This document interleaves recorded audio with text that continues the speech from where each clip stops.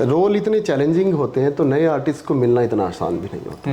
लेकिन मैं कहूँगा कि मेरी कहानी मेरे कैरेक्टर में जो फिट बैठेगा मैं उसको लूँगा। सबसे जो प्रोमिनेंट काम किया वो संजय लीला भंसाली साहब के साथ किया है। उनकी फिल्म जो आई थी 2015 में बाजीराव मस्तानी, तो उनका जो आईना महल बनाने का जो ये था कॉन्सेप्ट वो मैंने बनाया।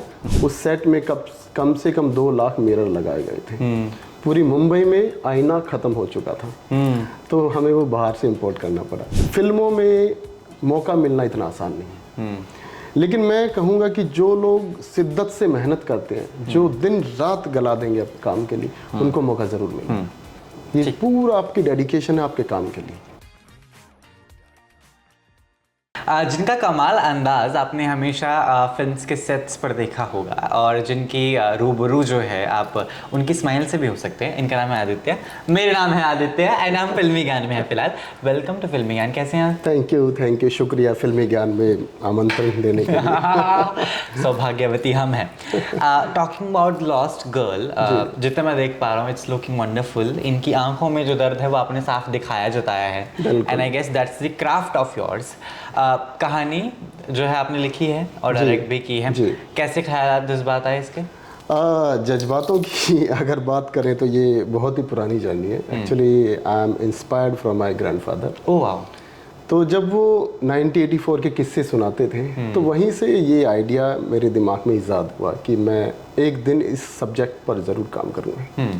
तो उसके बाद फिर आपने काम करना शुरू किया? उसके बाद फिर करीबन 3 साल पहले जब मुझे कोरोना टाइम में सही टाइम मिला सोचने के लिए तो मेरी क्रिएटिविटी सब बाहर निकल कर आई और मैंने उस टॉपिक को बहुत अच्छे से स्टडी करके और उसको लिखना शुरू किया। कितना टाइम लगा लगभग आपको लिखने में?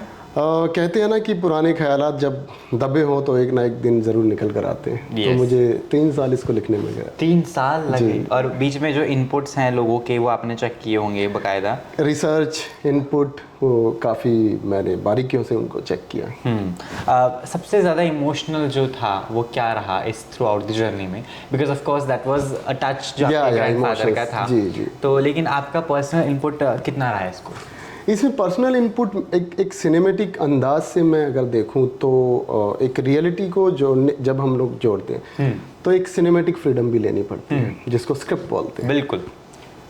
तो कहानी में मैंने सीधा लोगों की इमोशन से इसको जोड़ दिया कि जनरली ऐसे दंगे और ऐसे रायोट्स या ऐसी घटनाएं जब हमारे आसपास होते हैं हमारे समाज में, तो उसमें उसका इम्पैक्ट बाद में क्या होता है लोगों के ऊपर, लोगों की लाइफ के ऊपर, क्योंकि लोग वो दंगा कुछ टाइम के लिए हुआ और भूल जाते हैं।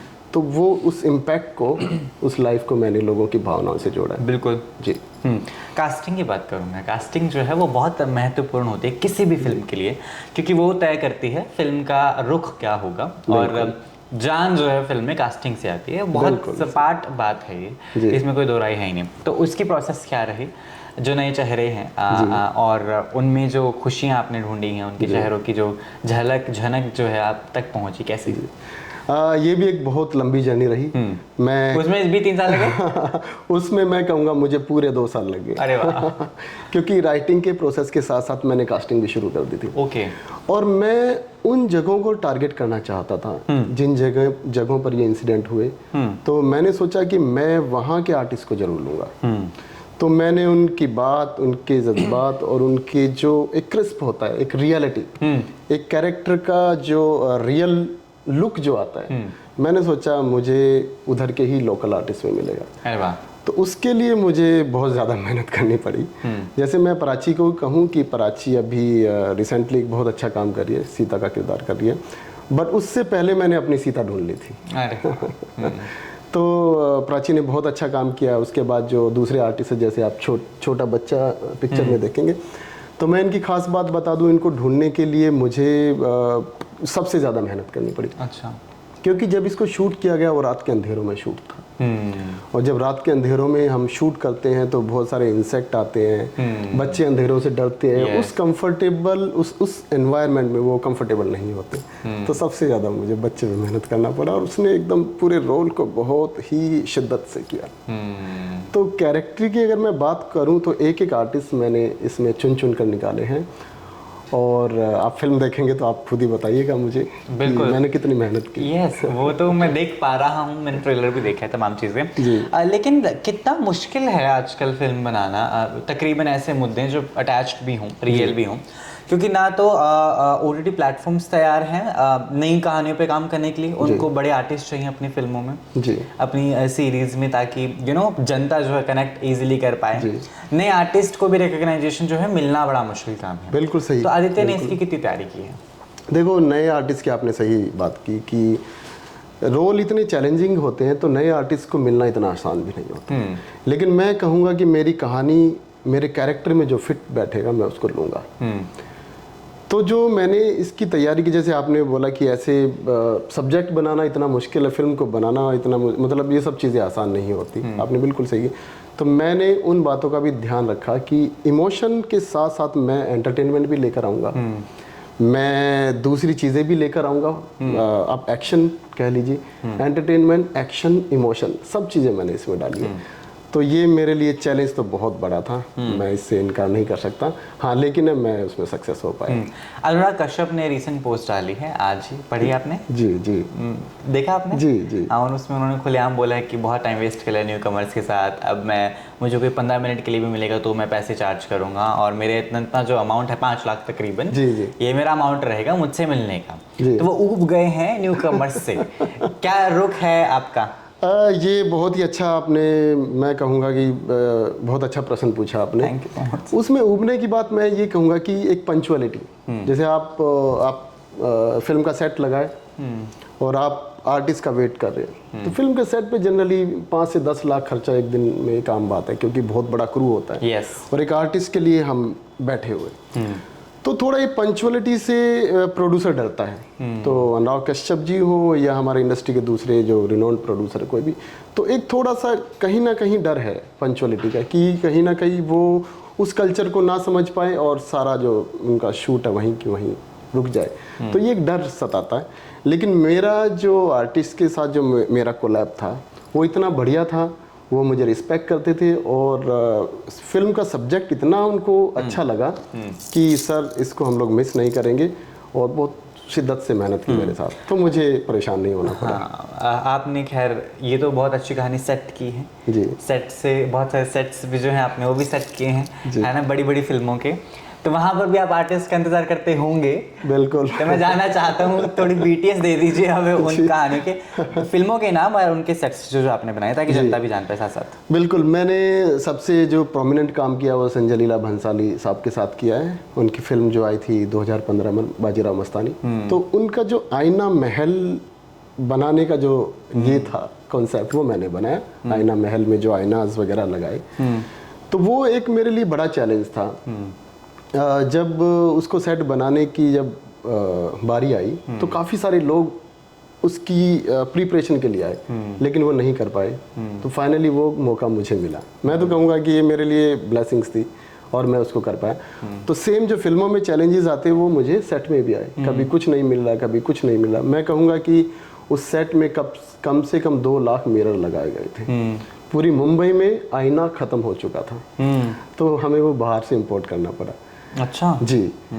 तो मैं कहूँगा कि चैलेंजेस आपको लाइफ में हर जगह मिलते हैं। आप जैसे फिल्में बनाते हैं तो सेट में भी वो सेम चीज़ें देखने को मिलती हैं। कैसे कैसे प्रवृत्ति के लगे आपको संजय लीला भंसाली? आपने बात की होगी, बकायदा डिस्कशंस हुई होंगी आई बिलीव। जी जी। तो कैसे किस किस्म के इंसान लगे आपको? मैं कहूँगा कि उनका जो भी सोचने का तरीका है, लार्जर देन द लाइफ, उनका जो सोचने का और काम करने का तरीका है वो डिफरेंट है। अगर आप उनके साथ काम करते हैं तो बहुत कुछ सीखने को मिलेगा।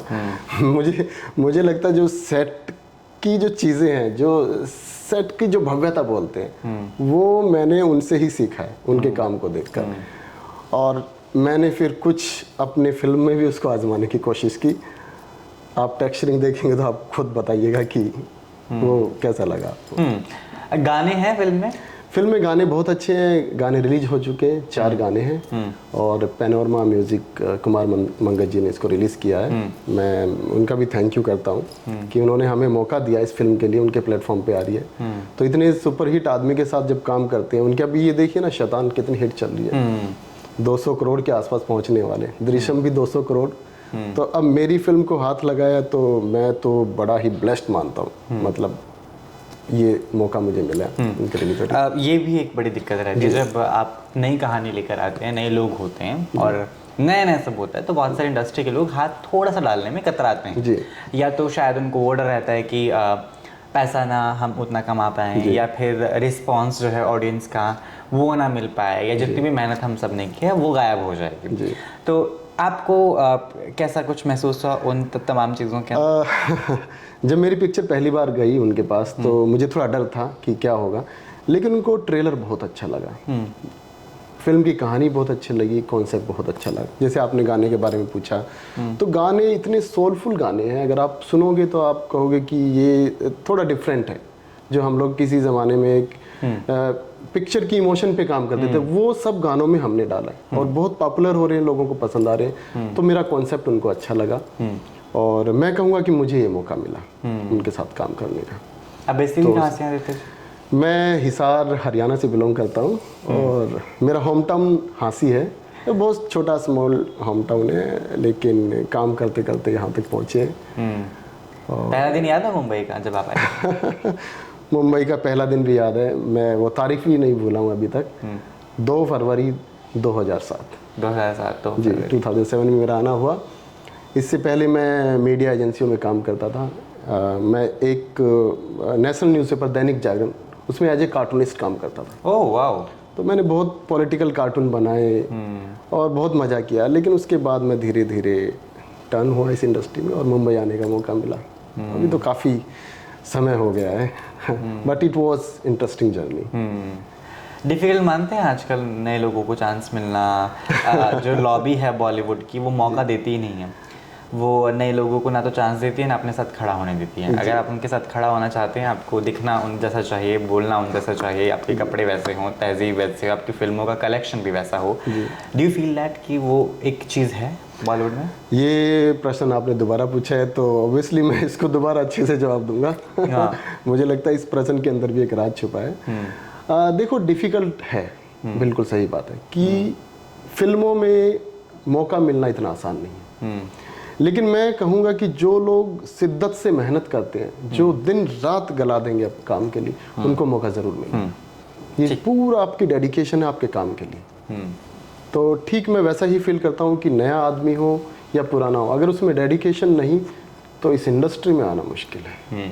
रिजेक्शंस भी तो सही होंगे ना आपने? ऐसा तो हो नहीं सकता कि हर जगह से हाँ आई हो। एक एक्टर है, रिसेंट मैंने उनका इंटरव्यू किया था, उन्होंने मुझे बताया था कि आदि मेरे डायरेक्टर ने मुझे बोला था कि तुझसे अच्छा तो मैं पत्थर से एक्टिंग करवा लूँ। सुन के दिल सहम जाता है। ऐसी कोई लाइन जो आपको याद हो, जो आपको किसी ने मारी? मतलब आप अगर मेरे ऊपर पूछेंगे, जब मैं इस इंडस्ट्री में आया तो रिजेक्शन बिल्कुल बहुत, मैं कहूँगा कि मैं करीबन 4 साल रिजेक्ट हुआ हूँ। मुझे ऐसा लगने लगा कि मुझे या तो काम नहीं मिलेगा या नौकरी नहीं मिलेगा। लेकिन मेरे दिमाग में एक सवाल हमेशा गूंजता रहता था कि एक दिन तुम्हारा काम ही तुम्हें नौकरी दे देगी, तुम्हारी कंपनी तुम्हें काम देगी। तो ठीक मैंने ऐसे अपनी कंपनी को खोला, एडमेक इंडिया, और मुझे लगता है कि उसने मुझे काम दिया। फिल्म इंडस्ट्री के लोगों ने मुझे रिस्पेक्ट दी, मेरे काम को सराहा और मैं उसको लेके आगे बढ़ता गया। कमाल थॉट्स के साथ कमाल अंदाज आप आदित्य का देख सकते हैं। और कमाल फिल्म बहुत जल्द, लगभग 5 तारीख जी, मैं दर्शकों को कहना चाहूँगा कि 5 तारीख को आप अपनी टिकट ज़रूर बुक करवा लीजिएगा बुक माई शो पे। और बहुत प्यारा सब्जेक्ट है, मैं आपको गारंटी देता हूँ कि फिल्म आपका दिल जीत लेगी। 5 अप्रैल को ज़रूर देखिएगा इस फिल्म को। Thank you so much Aditya, I believe आपको मज़ा आएगा बात करके। बहुत बहुत आपसे अच्छा लगा। और फिल्मी ज्ञान तो इतना फेमस है, मैं मतलब आने से पहले इतना खुश था कि वाह फिल्मी ज्ञान हम सब आपकी वजह से हैं। Thank you so much. Thank you, बहुत बहुत शुक्रिया।